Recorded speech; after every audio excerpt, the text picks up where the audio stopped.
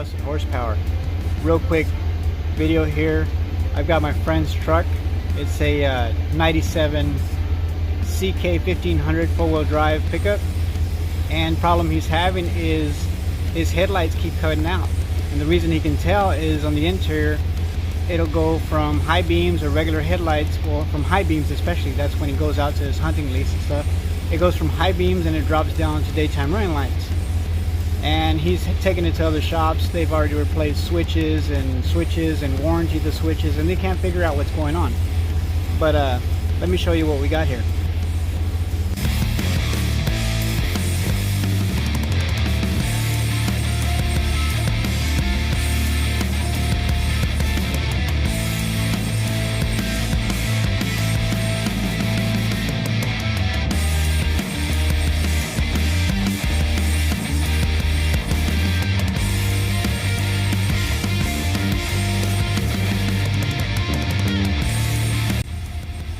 So right away, the first thing that I noticed is there's a lot of discoloration in this wire.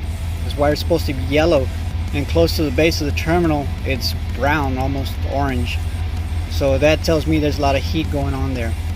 One of the main things that happens to these trucks, cars and trucks, is this female terminal. If you can look in there, it has like a little tension. Part of it is meant to, like a little bow to keep tension on the male terminal.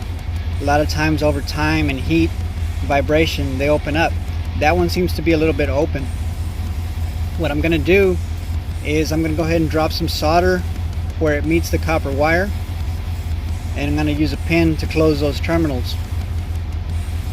Then I'll go ahead and insert it back in. This is the spot where it went. It has a little plastic tab that releases it.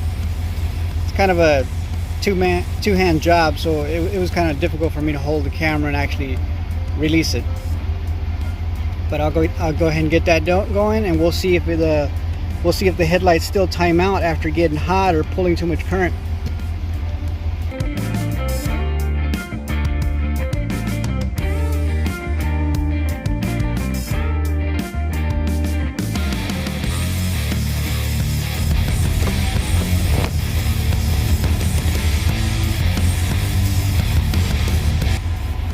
As you can tell, the terminal's a whole lot tighter now. You find those little corners on the sides, those little gaps, and you shove a pin in there. You actually bow the terminal back against the rest of the outer body, close that gap, make a much tighter fit in here against the male terminal. Like I said, that usually happens over time, whether heat, vibration, or any kind of little movement, and it causes them to open up. This is a fairly hot wire. This is a headlamp wire, so it carries quite a bit of current, and it's going to get hot, and I imagine that adds to the softening up of the terminal. These trucks, the 97 truck, they have fairly adequate wire. If you look at this wire, it's pretty thick. It's got to be about a 14 gauge, and much better than what the late model cars are running right now. But of course, they use a lot of relays and stuff. But I didn't think, well, I shouldn't get ahead of myself. We still got to test it out, see what happens. But that's how you close a terminal, and of course, the soldering I've showed in previous videos. But see that little tab right there in the middle? You pull that up and you slide the terminal out through the back. And then to put it back in, you just slide it back in. You got to always remember what position you were in, because if you put it in the wrong position, you could cause a short or any other problems. But that's the position it was at.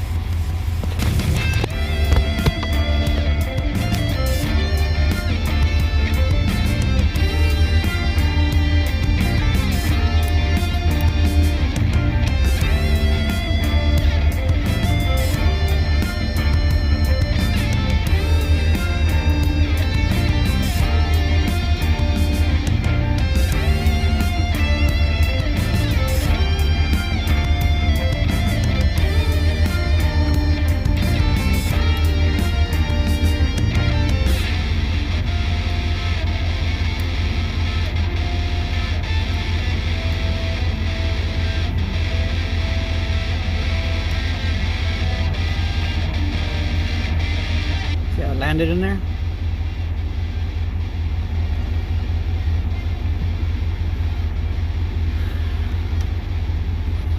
it actually takes a guard that kind of backs up all the terminals, keeps them from sliding back out.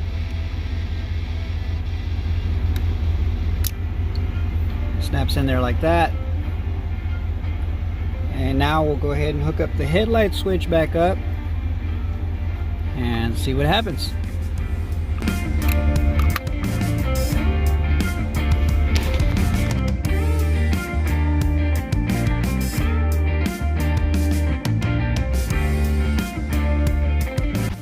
Well, that was a pretty good repair in theory, and that's why I've succeeded at electrical. I check and I double check and I verify. I verify my repairs. If you don't verify repairs, your repairs are junk. So the next thing that I'm thinking is, I notice aftermarket bulbs up front, high bulbs that are much brighter. So the next thing I'm thinking is the bulbs are drawing too much amperage and it's actually tripping the internal breaker on the headlight switch. This is an aftermarket headlight switch. It could be a bad headlight switch, or it could be, like I said, the actual bulbs are pulling too much current.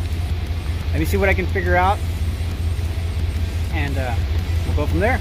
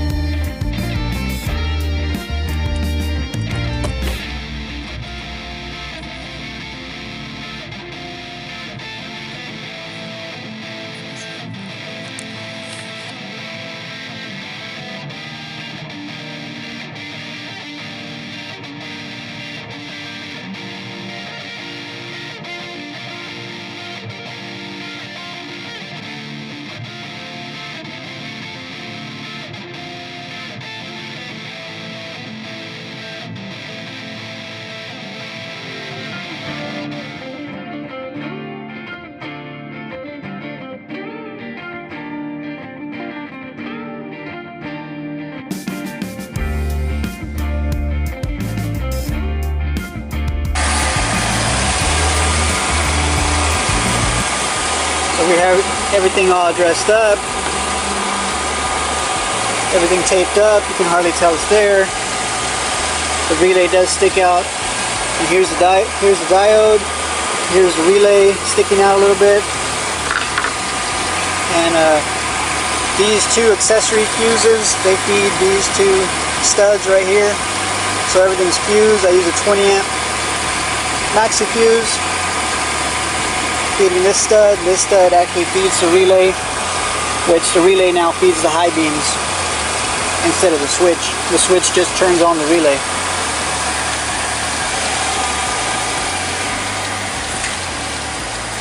The lights have been working constant. The high beams actually look brighter than what they were when it first came in, but they haven't switched off like they were before.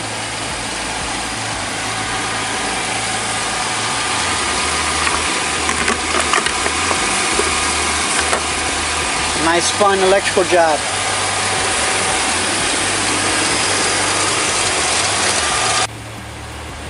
So there you have it.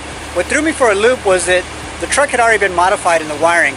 Basically, they had changed it from 2 high beams being on to all 4 lamps being on. I remember back in the day when these trucks were new, a lot of guys would complain that they'd prefer for all 4 lights to come on at the same time, get maximum lighting. Instead, from the factory, you only had the 2 outer lights that would come on with low beams and the 2 inner lights to come on with high beam circuit. So somebody tied in a diode in between, which is a smart way of doing it. To tie in a diode with low beam circuit engaged, only the low beams work normal.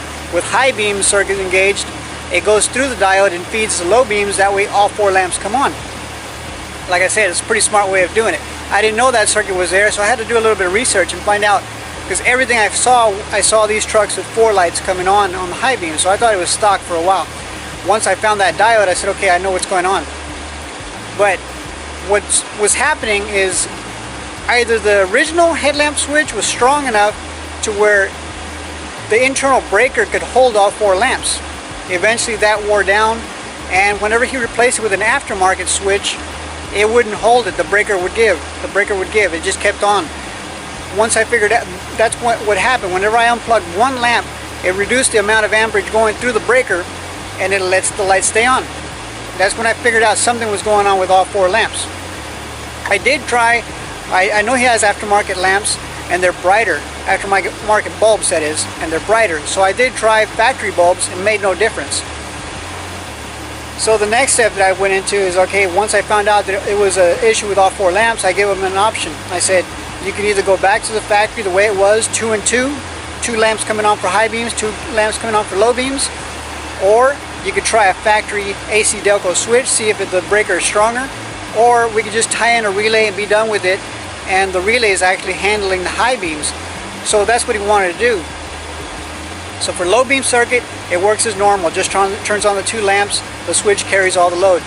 Once you engage high beams, part of it goes through that diode again, turns on the low beams as normal, that load goes through the headlight switch. But the relay is actually cutting off the high beam circuit. So the headlamp switch is carrying the 2 low beams and the relay, but the relay is carrying the load for the high beams, if that makes any sense. Basically, it lowers the amperage going through the switch and allows all four lamps to come on. As a matter of fact, it seemed like the high beams got even brighter than what they were before. Anyways, thanks a lot for watching, guys. See y'all next time. God bless you. Don't forget to comment, like, and subscribe.